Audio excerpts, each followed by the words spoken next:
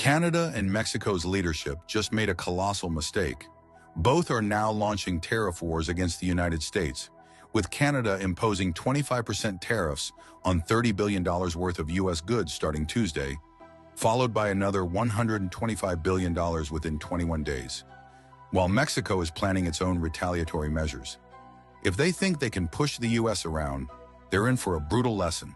Trump won't just match their tariffs, he'll probably double them, likely slapping 50% tariffs on Canada and Mexico that will send both economies into a tailspin. The numbers don't lie. Canada and Mexico both depend heavily on the U.S., far more than the U.S. relies on them. 75% of Canada's exports go to the U.S., while Mexico sends nearly 80% of its total exports north of the border.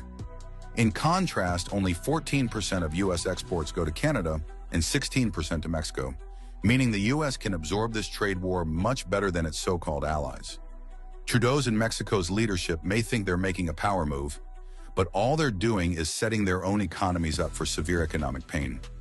For Canada, this is economic suicide. Trudeau has already crippled Canada's energy sector, driven inflation to record highs, and overseen a decline in manufacturing. Now he's risking the entire economy on a pointless trade war with America. Meanwhile, Mexico is even more vulnerable.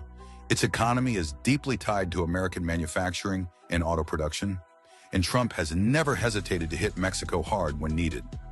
Both countries are gambling with their economic futures, and they are playing against a man who never loses. Canada and Mexico are in no position to pick a fight with their most important trade partner, but arrogance blinds their leaders to reality. If they think they can threaten the U.S. without devastating consequences, they're about to learn the hard way.